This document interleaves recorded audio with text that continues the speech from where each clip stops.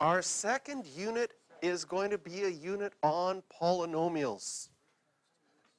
This is an algebra unit that sort of sets you up for all the algebra stuff that you need for the rest of high school. This is where we start using letters for numbers. It's when math is trying to take over English. So what we're going to do this morning as an introduction is just learn some of the key words that we're going to be using. It's almost like an English class. You have to learn definitions. So the first English word that we're going to learn is a variable. Often in math, you're solving for something you don't know. And like I said in tomorrow's quiz, I'm going to give you some equivalent fractions. Right? I'm going to say that 3 over 8 is equal to something over 32. And because I'm not telling you what that something is, I introduce a variable, x. And you have to figure out what x is equal to. Any ideas? 12. So we don't know what x is originally, and we use that as a variable to just hold a space in a question when we don't know something, right? Often, in elementary school, they introduce the idea of variables, but then they sometimes do, like this would be an elementary school question. Ooh, 2 plus something equals 5. And you'd be like, can you figure it out? And you're in grade 2, and you're like, oh my God. And you're like so excited in grade 2. And you're like, I know the answer is 3. When we get to algebra, we do the same thing, but we introduce a variable. 2 plus x is equal to 5. And then we solve for it and say, okay, x is equal to 3. So sometimes in elementary school, they just said, a big box, can you fill in what number is supposed to go into the box? But it was introducing you to the idea of getting to an unknown. And sometimes you can do the math really easily. That you might even say, I don't know if I even needed a variable. But we will get to questions as we go through high school that are more and more complicated. Some of them will take a half a page of writing stuff just to figure out what x is. Oh my goodness, that sounds stressful. That's exciting. You'd like to do half a page of math. It's a good thing. So that is our first one. X is the most common variable that is used. And for this reason, we stop using x for multiplication. Next definition, a coefficient.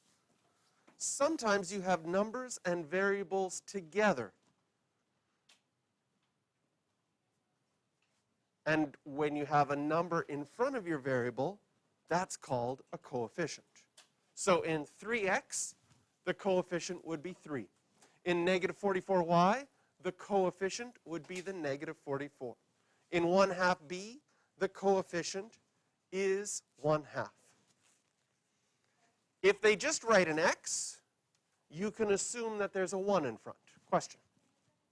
Yes. Exponent. And some of these words you've used lots before and know about them. An exponent means repeated multiplication. And you can have exponents with variables, or you can have exponents with numbers. For example, if I had 4 cubed, it would equal 4 times 4 times 4. How's your mental math this morning? Not 64. There we go. So an exponent means repeated multiplication, and you could have repeated multiplication with variables or with numbers. Okay? What's the difference between this one and this one?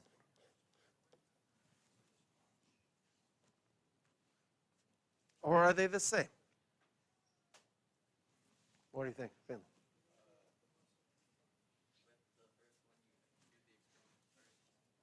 So this would be equal to this if I wrote it expanded. And this one This one means 3x multiplied by 3x, because the whole thing is squared. And the first one is just 3 times x, so this one is equal to 9x squared instead of 3x squared. So they are different.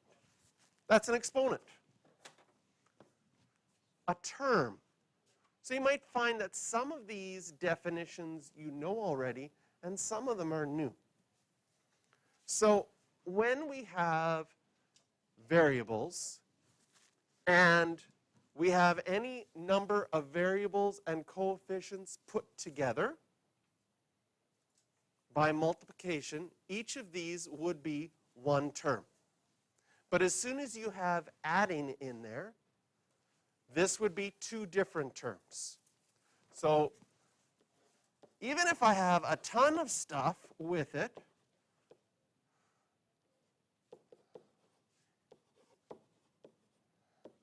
wow, having fun. This would be one term here connected with numbers and variables multiplied. One term here connected with numbers and variables multiplied, and one term here. And then I could ask you all sorts of things. For example, I could ask you, what is the coefficient of the first term? And then you'd be like, okay, there's 3 terms. This is my first term. What does the word coefficient mean?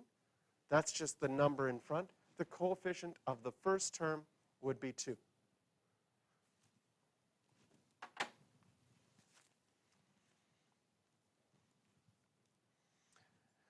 Polynomials stand for all groupings of terms put together. When you have an expression with just one term, it's called a monomial.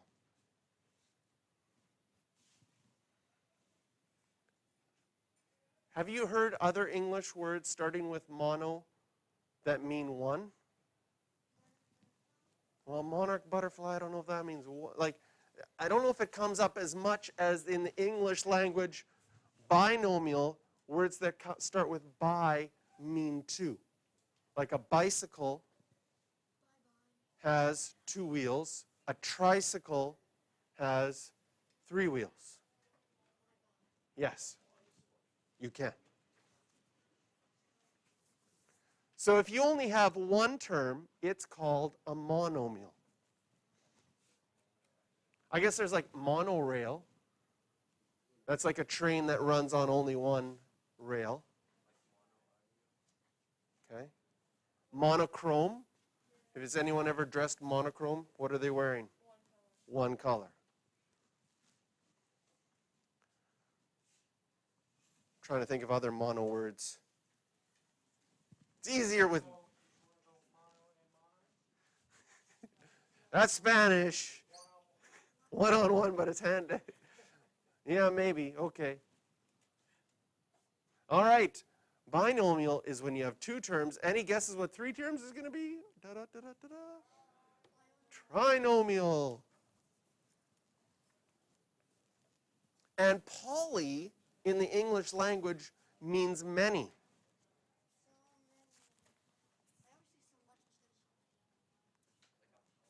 Like a polygon is a shape with many sides. Could be 50, could be 3, could be any amount of sides. Okay? Do you know the name of a person who is an expert in everything is called? Like if you were an expert in chemistry, English, history, they have a name for a person that is well educated in every aspect. And it's called a poly, like a jack of all trades. But jack of all trades is usually someone who's good at a bunch of doing things. And this is a person who is intellectually smart at everything. And they're called a polymath, which is interesting that they use math in it. I kind of like that.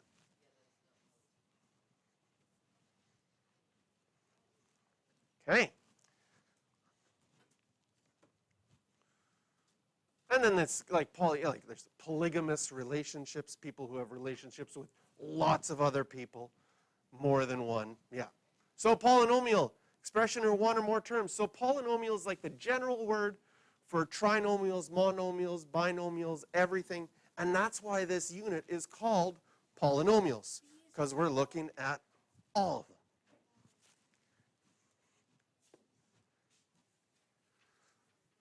And now we discuss the degree of a monomial and a degree of a polynomial. The degree is, key word here is based on the exponents. So you add up all the exponents that are in the monomial, and that is the degree of the monomial. And that second one is tricky. Can you see in that second one with the 5p squared q r3, can you see yourself adding up the exponents and getting only 5? Oh. Why is there a 1 there? Because it just feels like it? Why don't I just add an extra 1 to the first one? Like, oh, it's just a feeling thing. No. Okay, we're looking at the sum of all the exponents. So of the variables only.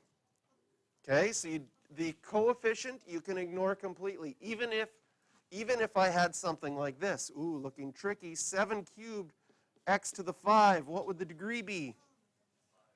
The degree is 5. What would the degree be of ABC?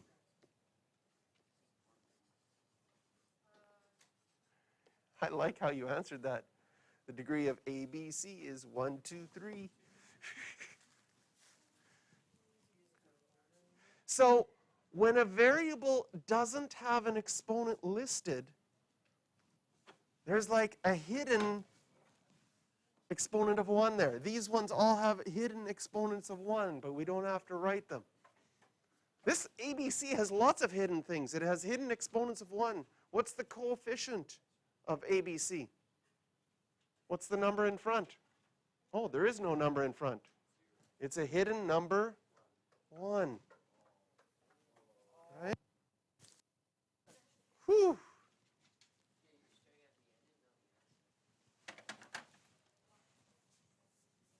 Question? Yeah.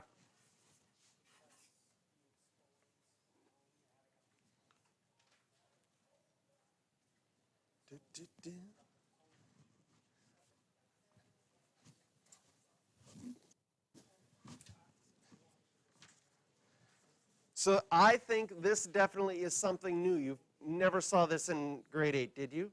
The degree of a monomial. This is something that's brand new.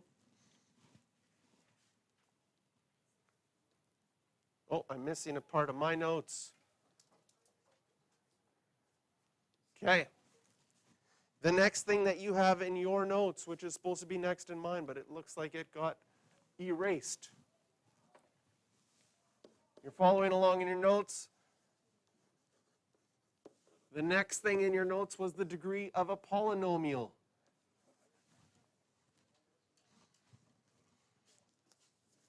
So what happens in a polynomial, and it's in your notes there, it says the degree of a polynomial is the largest sum of the exponents in any one term.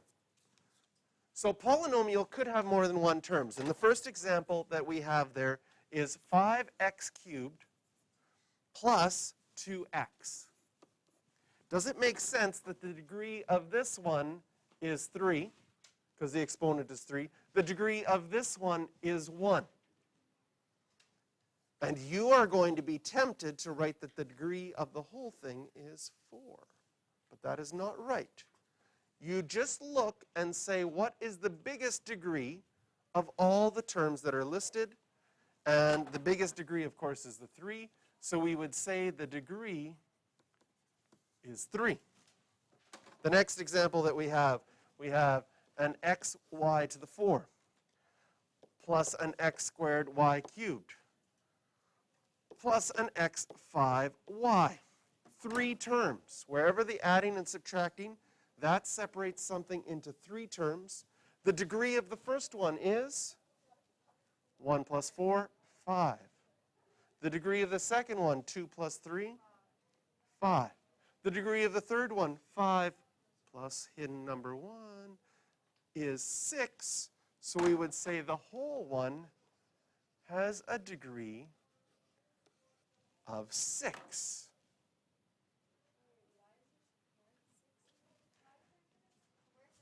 Well, when an exponent isn't written, you have to assume there's an exponent of 1. So on the y, here in this last term, there's an x to the 5 and a y to the 1, which if you add up the exponents would give you 6 in that one.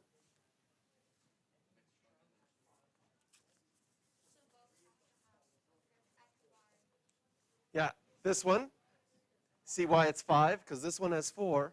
This one's not written, so there's a hidden exponent of 1. If there was none, just like this, then that would be 2. Because you'd add 1 plus 1. Okay? And then the last example there, can you see that the first one has a 3, a 2, and a 2, definitely the biggest one. Ooh. What is the degree of 3? Because in that last one, it has an x cubed, y squared, z squared, then plus a yz, and then plus a 3. So this one has a degree of 7, obviously the biggest one. This one has a degree of 2. What is the degree of 3?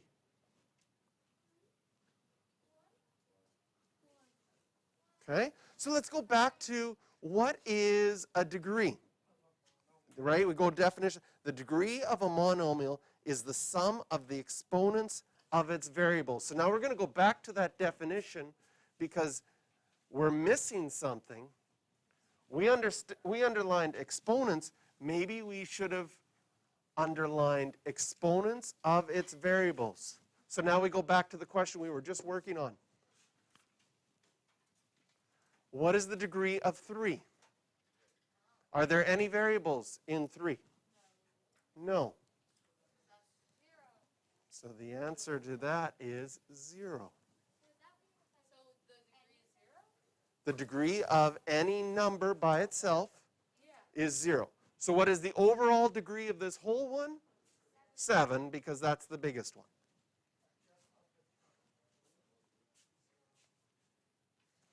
Okay? To give a perspective, in grade 9 and grade 10, you do a lot of work with polynomials of degree 1. 1x in your question, and you have to solve for x. In grade 11, you do a lot of work with polynomials of degree 2. X squared. You learn how to graph them. You learn how to solve them, right? Some x squared questions you can solve already. For example, if I told you x squared is equal to 4, could you tell me what x is? 2? Good. Any other answers? Anything else squared give you 4? You're right. Minus 2 also works. Good. Okay? But it might be a little bit harder if I told you, x squared minus 3x's is equal to 4. What is x?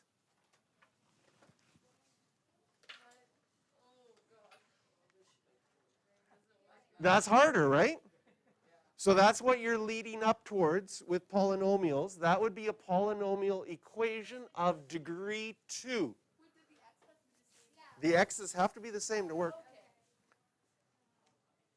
So we have to see if there's something that would work. Yes, there is. Yeah. Okay. Oh, I know it already. Oh, yeah. I know both answers.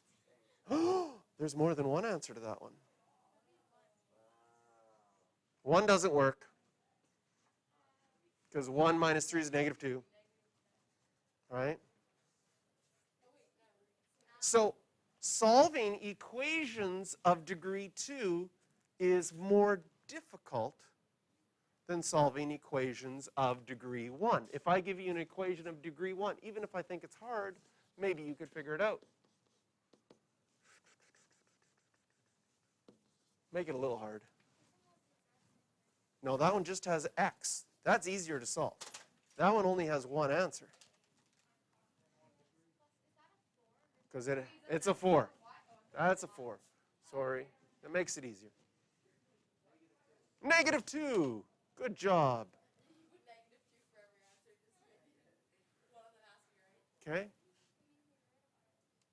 It works. 3 times negative 2 is negative 6. Negative 6 plus 4 is negative 2. That's an equation of degree 1.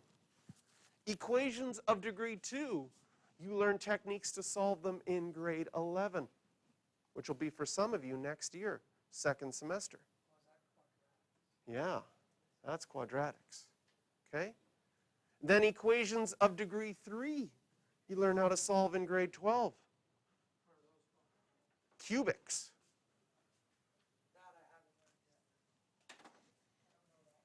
Oh, you gotta, we'll work you up. Okay?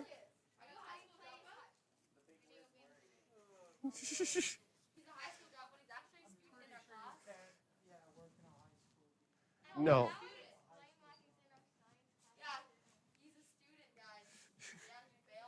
Yeah. Oh, man. The act is up. So what we often do when we're writing a polynomial with many terms, and now you're going to start hearing me when I talk in class, I'm going to be using these definitions a lot. This is a polynomial with 4 terms. We can see the 4 terms because the adding and subtracting separates the terms. And we like to write our polynomials in descending order according to their degree. So if we look at each of these terms, does it make sense? This one has a degree of 4. This one has a degree of 2. This one has a degree of 1. This one has a degree of 0. That's in descending order. This one. An even number? Usually then they go alphabetically with the letters. Then they're like terms and they could be combined together. Just like if you had a 2 plus 3, you would just write a 5 instead of writing the 2 plus 3. So that's another thing that's coming up in this unit. In fact, we're only 2 definitions away from it, so we're very close. Can you see that this one is not in descending order because this is degree 1, this is degree 2, this is degree 0, and this is degree 3. This is a cubic function because it's degree 3. This first one is degree 4. That's a quartic function. All right. A constant. A constant is a term with no variable, something with degree 0. So here, the constant we would say is negative 5. So even if you're subtracting 5, you would call the constant a negative 5. Here, the constant is positive 9.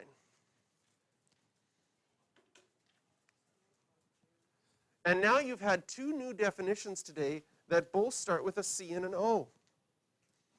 Do you think you'll get constant and coefficient mixed up?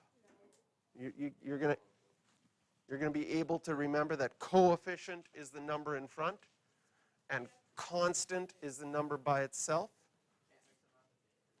Okay? And the reason we use the words, what's an English word that is synonymous or means the same thing as variable? Okay? If something is variable, it can vary. Okay? If something can vary, it can change. Okay? Does it make sense that the opposite of something that can change is something that is constant? What's another way of saying something is constant in English? Stays the same, right?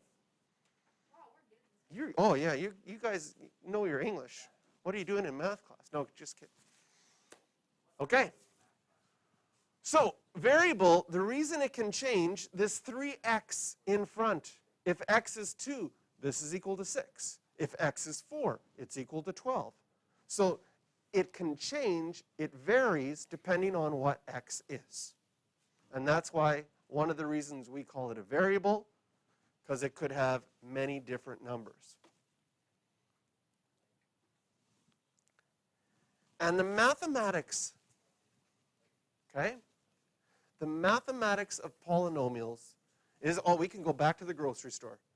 We started at the grocery store at the very beginning of the year selling numbers, right? If someone comes out of the grocery store and they got 2 bags, in one bag they have 5 apples and 4 oranges. In the other bag, they have 5 apples and 4 oranges. What would you say they have? If you say fruit, then I'm going to punch. No, I can't punch you. Not allowed. But yes, they have 10 apples and 8 oranges, right?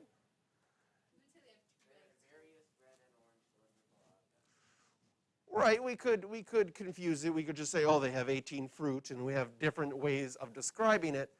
But what you're doing is you're adding things that are the same together.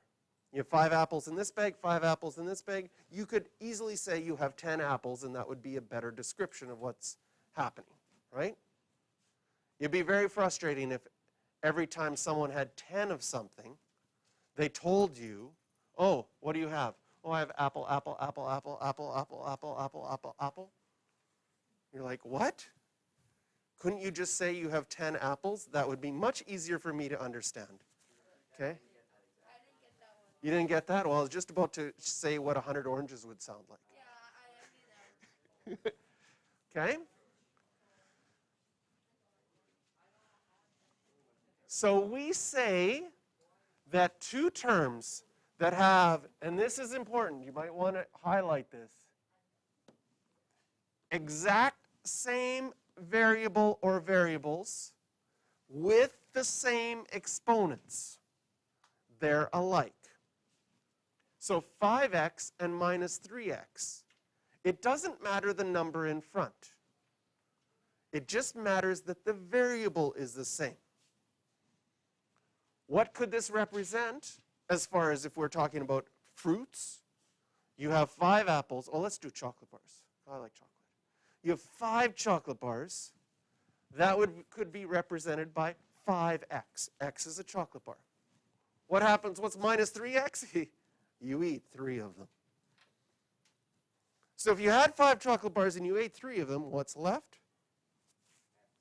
2 of them.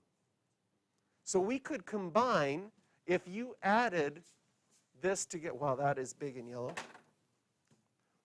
If you had 5 x's and you added minus 3 x's, they are like terms, and you could combine them and say you'd be left with 2 x's. Just like if you had 5 chocolate bars and ate 3 of them, it's pretty easy to see that you'd be left with 2 of them. Okay? If you had 5 chocolate bars and you ate 3 apples, how many chocolate bars do you have left? 5. It wouldn't make sense to say, oh, you have 2 left because you ate 3. You know, you ate 3 of something else. So in mathematics, it's the same way. If things are alike, and they have to be alike with the variable and the exponent, a y squared and a y are different. They can't be added together. Okay? They look a little bit similar. I guess it'd sort of be like you have 5 Kit Kat bars and you eat a Mars bar. How many Kit Kat bars do you have left? Well, they're both chocolate bars, but they're different. So if you put these together, you'd have 5 y squareds. You have 4 y squareds and another y squared. You could put them together. These ones are alike. because they both have a squareds and they both have b's. So we look at the variables and their exponents, and they have to be identical. Sometimes things get a little tricky. Could I add these together, an AB and a BA?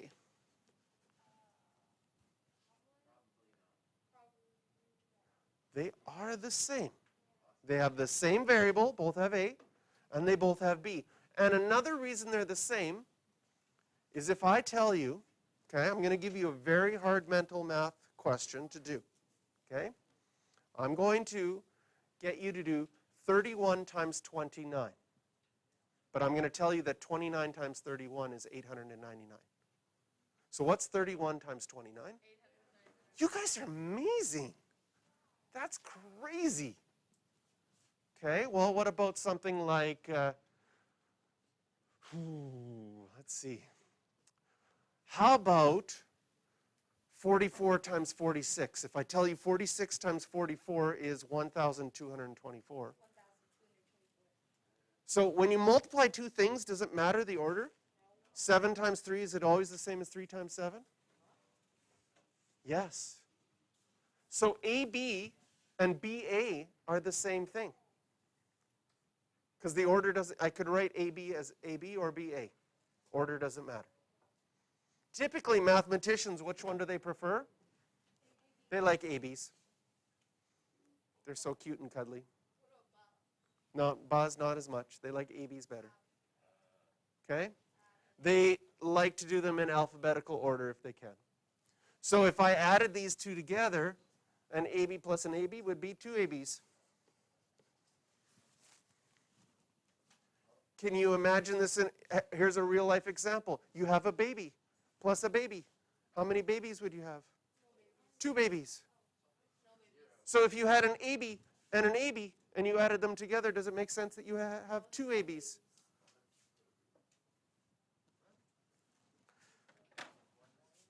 Okay? But you are going to sometimes get tempted when you have an x squared and an x that you'll want to put them together because they're so close. But they have to be identical with the variables and the exponents. All right. Take out either different colors or you can use different shapes. For example, if you use a circle around 4x, which one also gets a circle? A 2x. I'm going to switch colors. I'll switch colors and shapes. If you put a square or a rectangle around 3AB, 4BA also gets. Maybe. You'll have to find out. Okay? I'm going to use a red triangle around 30. Anything else? Go with 30. -5, you could put that together. I'm going to put a purple cloud. Wow. Which one would go with that one? The 5A. Purple cloud around this one. I'm going to put, oh my goodness, green lightning bolt around the 2zxy squared. Are there any that go with that? Ooh. So would it be the 3zx squared y? They both have z's. They both have x's. They both have y's. Are the exponents the same? They both have an exponent of 2, but this one has the exponent of 2 with the y. And this one has the exponent of 2 with the x. Yeah, okay. Oh my goodness, this is. There's my lightning bolt. Oh, I need another color. I'm going to go orange. And around the orange, I'm going to put, oh, look at this. An arrow. Woo! I'm running out of shapes in my head. Okay, anything go with the 4xy? The yxz, yeah. Arrow on that one. Okay, let's do another color. And 6a squared, I need a shape. Oh, a pentagon?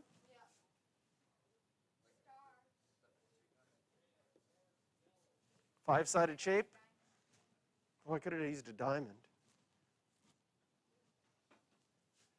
Any go with that one? 12a squared. There we go. And finally, the last one. I need a new color. Oh, I'm going to... Oh, crayon, yes. Crayon. And I'm going to pick... I'm going to do a tree. There we go. Okay. Oh, but we have to be careful. There's one left, so we think it's probably going to be, we should double check it though. Z. X squared? X, yes.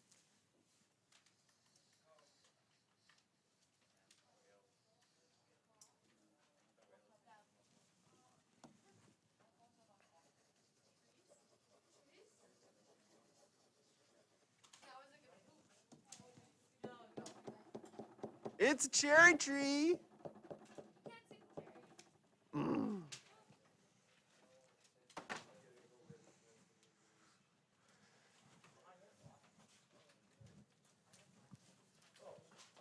So, we will do the rest of the definitions on Wednesday, no, tomorrow. Tomorrow's quiz, Wednesday is the presentation.